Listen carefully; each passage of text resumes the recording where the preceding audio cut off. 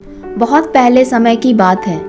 गौतम बुद्ध एक जगह खड़े होकर कुछ निहार रहे थे बहुत देर तक। उनके शिष्य ने उनको देखा। क्या बात है, आज गौतम बुद्ध यहीं पर रुक गए और ऐसा क्या देख लिया उन्होंने जो अभी तक खड़े होकर देख रहे हैं। तो बाकी शिष्यों ने देखा कि एक नदी के किनारे कुछ बच्चे खेल रहे हैं और वो रेत के साथ खेल रहे हैं। रेत में बार बार घर बनाते हैं, उसे बिगाड़ देते हैं। कभी किसी एक बच्चे का पैर दूसरे के घर पे लग जाता है तो वो बिखर जाता है। इसी बात पे दो बच्चों में झगड़ा हो जाता है।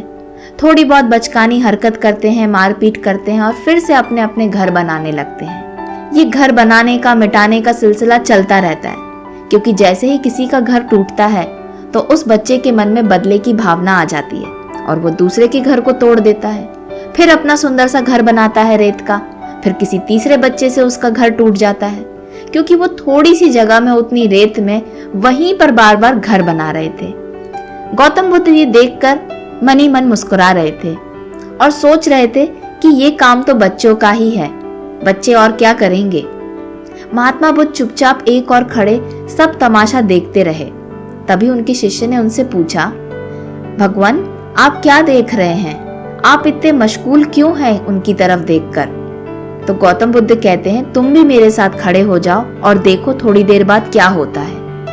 थोड़ी देर में वहां पर एक स्त्री आ जाती है उन बच्चों के पास और उनको कहती है कि तुम सब बच्चों की माएं तुम्हें घर पर बुला रही हैं। खाना बन चुका है, अब घर आ जाओ। बच्चों ने चौंकते हुए देखा कि पूरा दिन तो इसी खेल में बीत गया। शाम हो गई, अब अंधेरा होने वाला है।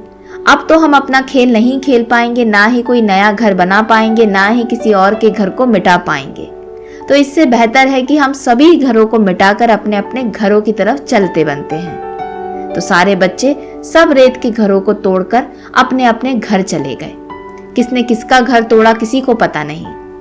सब बच्चे भागते हुए जब अपने घर चले गए, उसके बाद गौतम बुद्ध ने अपने शिष्यों से कहा, तुमने देखा, कुछ महसूस किया, कुछ गौर किया?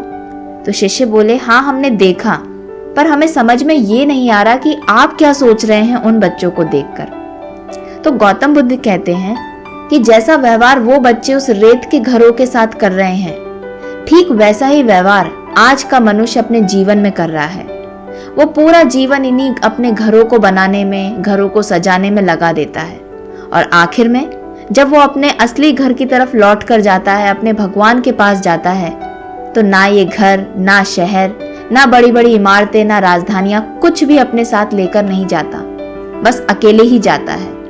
और हमें, तुम्हें, सब किसी को एक ना एक दिन ये सब छोड़कर जाना है। फिर भी हम अपना पूरा जीवन केवल इसी को संवारने में, इन्हीं को बनाने में लगा लेते हैं। इतनी भाग दौड़ भरी जिंदगी में हम ये भूल जाते हैं कि घर पर हमारा कोई इंतजार कर रहा है। जो हमारा इंतजार कर रहा है, कभी हम उसके बारे में सोचें, या जिनके साथ हम खेल रहे हैं कभी उनके साथ बातें करें।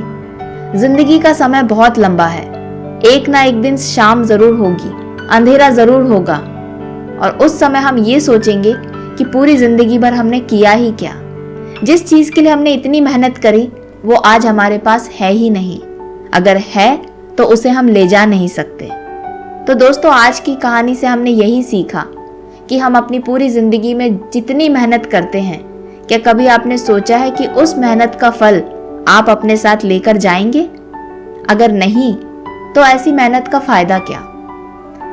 ऐसी मेहनत कीजिए जो आप अपने साथ लेकर जा सकें। अपने कर्मों की मेहनत, कुछ ऐसे काम करिए जिससे आप, आपके भगवान खुश हो जाएं।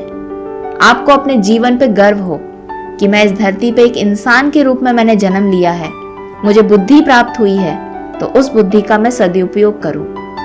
आशा करती हूँ आज की कहानी आपको पसंद आई होगी। अगर पसंद आई है तो इस वीडियो को एक लाइक जरूर करें। मिलते हैं किसी अगले वीडियो में, जहां पर हम सुनेंगे एक और कहानी को जो हो सकता है आपकी जिंदगी में एक छोटा सा बदलाव लेकर आए।